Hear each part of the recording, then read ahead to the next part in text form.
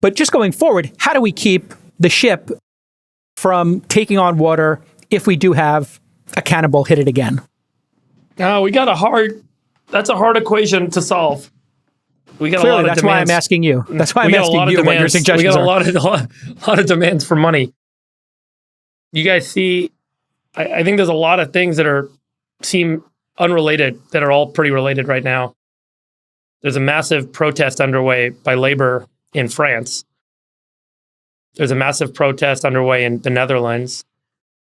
There's strikes on the underground in London. When we talk about global debt and US debt, we often, I don't think, account for all the debt, which also includes promissory obligations made to a workforce, a global workforce that's been working for decades. Individuals that have spent their whole lives committed to some company or to some government working with the expectation that they're going to retire and have some benefits paid to them. And there's this massive underfunding of those benefits and those pools of capital. We very quickly talk about unfunded pension liabilities.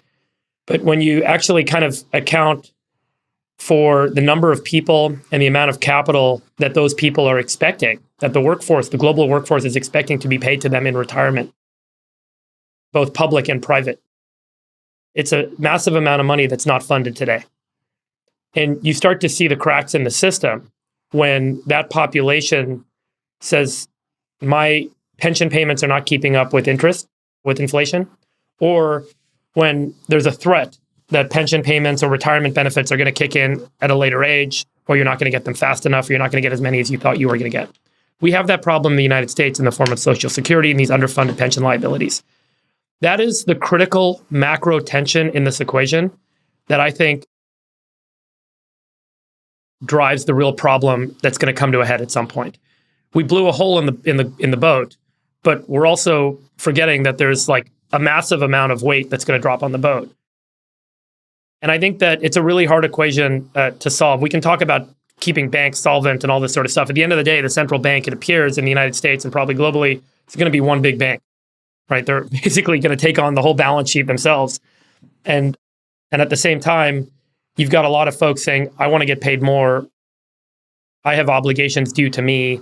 And guess what? You know, Jason, to your important statements historically about the importance of democracies, ultimately, you know, the members of that democracy are going to say, this is a benefit that the majority are owed. And that's going to pull things out. I think the only stopgap, I'll just say one thing, the only stopgap in the next decade is going to be significantly higher tax rates in the United States. I don't see how you're going to fulfill the tension gap that's underway right now with respect to where productivity is going and where capital markets are going and where the demands are on the system from people requiring additional capital to come out to them without taxing assets away from the asset holders. So this would be corporations and high net worth people. And I think that's why you see this Biden proposal. We may not like it, but at the end of the day, it's going to be the only way to create a stopgap that's going to avoid massive inflation in the near term. Reducing that's not why you see the Biden proposal. Hold on 1 second.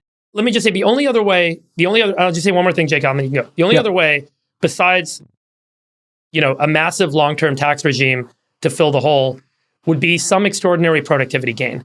And this is where we can all have a hope and a dream and an investment and an effort around technology.